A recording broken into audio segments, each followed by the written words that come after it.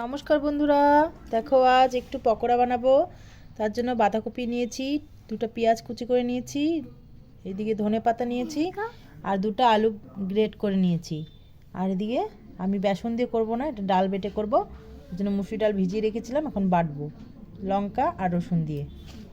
আমার ডালটা বেটে নিয়েছি, এখন দেখো এর সঙ্গে সবগুলা ডাল দিব। আলুর মধ্যে দিলাম আর ডাল, তারপরে বাঁধাকপিগুলো দিয়ে দিব, ধনে পাতা দিলাম,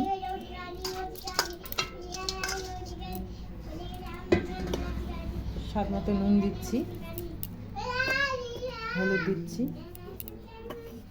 ভালো করে এখন চটকি এটাকে মাখাবো কিছুক্ষণ ধরে, মাখায় কিছুক্ষণ রেখে দিব, তারপরে বড়াটা ভাজবো।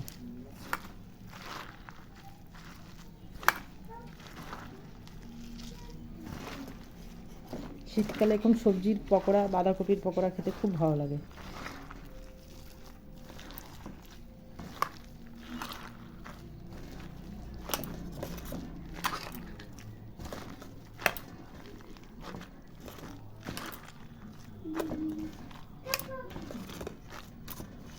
এখন মাখায় কম করে 20 মিনিট রেখে দিচ্ছি। 20 মিনিট পরে চলে এলাম, এখন বড়াগুলো আমি ভেজে নিচ্ছি। দেখো পকোড়াগুলো, কড়াইয়ের তেলটা গরম হয়ে গেছে, এখন আস্তে আস্তে পকোড়াগুলো ছেড়ে দিচ্ছি।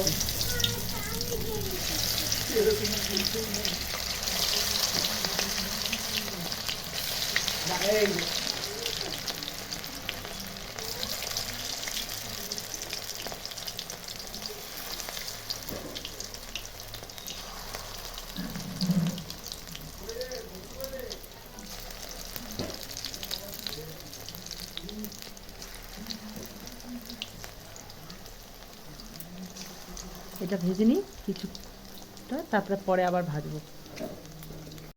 দেখো বন্ধুরা, আমার পকোড়াগুলো ভাজা হয়ে গেছে, এখন উঠিয়ে নিচ্ছি এক একে।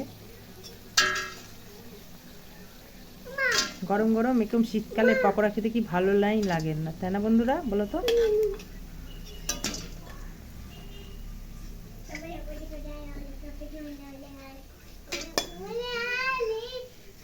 এই দেখো দুবার ভাজা হয়ে গেল, খাওয়াও হয়ে গেল কিছুটা, আবার ভাজলাম, আবার দেখো ভাজা হচ্ছে।